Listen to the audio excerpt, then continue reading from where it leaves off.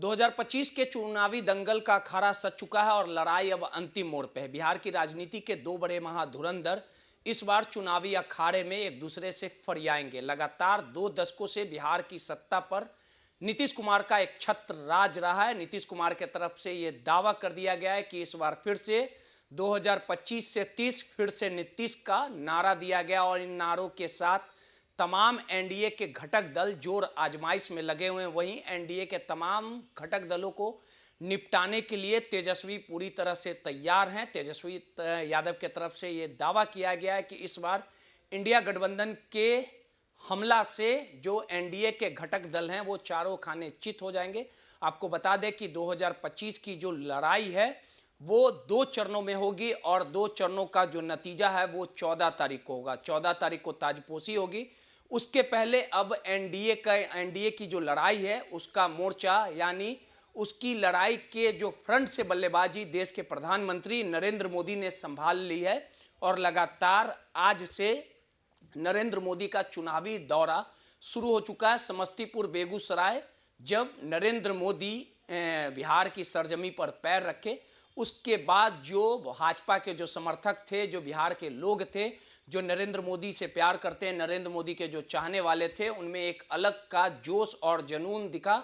और जब नरेंद्र मोदी ने बोलना शुरू किया तो कहीं ना कहीं तमाम जो घटक दल के जो नेता पहुंचे थे, जो बीजेपी के कार्यकर्ता पहुंचे थे, उन्होंने साफ तौर पे नरेंद्र मोदी के सुर में सुर मिला के यह कहा कि फिर से एनडीए की सरकार बनेगी। वहीं दूसरे छोर पे बात कर ली जाए तो दूसरे छोर पे तेजस्वी यादव ने इंडिया गठबंधन का मोर्चा संभाल रखा। तेजस्वी यादव की कई सभाएं हुई, उन्होंने सीधे तौर पे नरेंद्र मोदी पर हमला बोला और साफ तौर पे कहा कि लगभग 2 दशकों से नीतीश कुमार जनता की आंख में धूल झोंक रहे हैं। लगातार पलायन का दौर जारी है और जनता के साथ सौतेला व्यवहार किया गया है। लेकिन हमने 17 महीनों में जो 5 लाख युवाओं को रोजगार दिया गया, अब एनडीए के तमाम जो नेता हैं, उपेंद्र कुशवाहा, चिराग पासवान या नीतीश कुमार हो, रोजगार की बात होने लगी है। जनता इस बार सत्ता परिवर्तन के मूड में और बिहार में एक बड़ा बदलाव होगा, बिहार में एक बड़ी लकीर खींची जाएगी।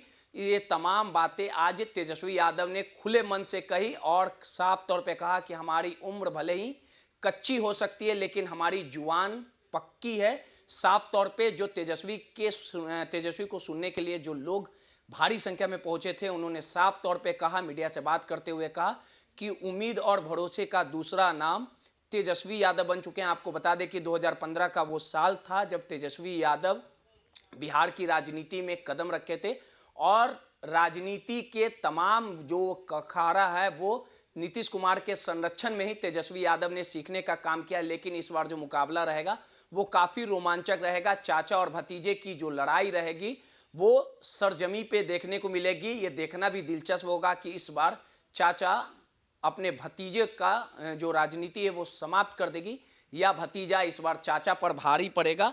इन तमाम चुनाव के सभाओं को लेके नरेंद्र मोदी ने किस प्रकार से लालू से लेके तमाम कांग्रेस वीआईपी के सुप्रीमो जो मुकेश सहनी उन पे किस प्रकार से निशाना साधा और साफ तौर पे पूरे तरीके से ये कहा कि फिर से इस बार एनडीए की सरकार बनने वाली है। क्या कुछ कहा देश के प्रधानमंत्री नरेंद्र मोदी ने सभाओं के दौरान, पहले आपको वो सुनवाते हैं। यहाँ आने से पहले मैं कर्पूरी ग्राम गया था। वहां मुझे भारत रत्न जननायक कर्पूरी ठाकुर जी को श्रद्धापूर्वक स्मरण करने का, उन्हें नमन करने का अवसर मिला। ये उनका ही आशीर्वाद है कि आज हम मेरे जैसे यहां बैठे हुए चाहे नीतीश जी हो, रामनाथ जी हो, सब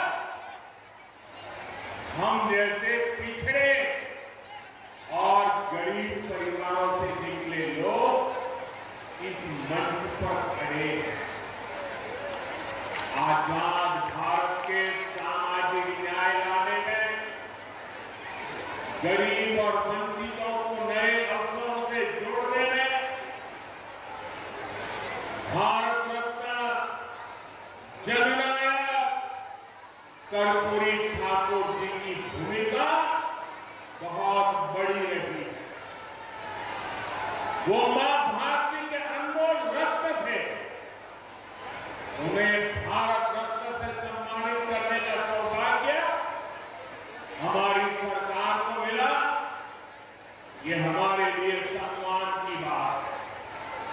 साथियों, हमारी सरकार भारत रत्न जननायक कर्पूरी ठाकुर जी को प्रेरणा पुंज मानती है।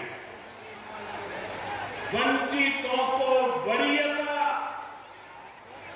पिछड़ों को प्राथमिकता, गरीब की सेवा, हम इस संकल्प के साथ आगे बढ़े हैं। धरती माता सीता राजा जनक के तपस्या से पावन बन गई है।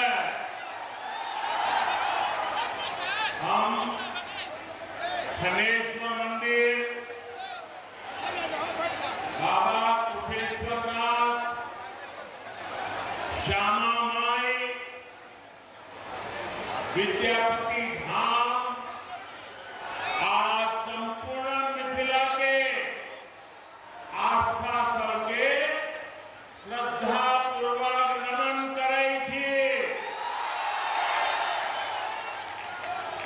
साथियों, लोकतंत्र के महापर्व का बिगुल बज चुका है। पूरा बिहार कह रहा है, फिर एक बार एनडीए सरकार, फिर एक बार सुशासन सरकार, जंगल राज वालों को दूर रखेगा बिहार। साथियों, मैं आप सभी के इस प्यार में, इस अपनेपन से अभिभूत हूं।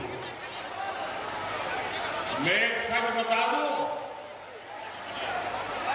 मैं जिंदगी गुजरात में खपाई, लेकिन दीपावली के 2 दिन के बाद अगर मुझे इससे आधे लोग भी इकट्ठे करने हो तो मैं नहीं कर सकता। इतनी बड़ी तादाद में आपका आना, त्योहारों के बीच आना, ये आपका प्यार, आपके आशीर्वाद हम सबके लिए एक बहुत बड़ी शक्ति है। मैं आप सबका सर झुका करके नमन करता हूं। तो आपने साफ तौर पे सुना कि कहीं ना कहीं नरेंद्र मोदी ने साफ तौर पे कहा है कि 14 तारीख को जो नतीजे आएंगे, जो मतगणना होगी और मतदान के बाद जो मतगणना 14 तारीख को होगी, उसमें फिर से नीतीश कुमार की ताजपोशी होगी। अब देखना दिलचस्प होगा कि नीतीश कुमार और तेजस्वी यादव की लड़ाई में बिहार का सरताज कौन बनेगा, बिहार की बादशाहत किसके हाथों में जाएगी। नीतीश कुमार का जलवा बरकरार रहता है या बिहार की जनता इस बार सत्ता परिवर्तन के मूड में है। और इस पूरे लड़ाई में, इस पूरे पर्दे के पीछे के खेल में, राजनीति में, सियासत में लालू यादव ने जो सपना संजोया है कि तेजस्वी यादव को बिहार का मुख्यमंत्री बनाएंगे, तेजस्वी यादव को बिहार की कमान को सौंपेंगे, बिहार की जनता की सेवा तेजस्वी करेंगे, लालू यादव इस सहमात के खेल में कितना सफल हो पाते हैं, ये देखना दिलचस्प होगा। पटना से माई पीडीए समाचार के लिए रोहित कुमार की रिपोर्ट।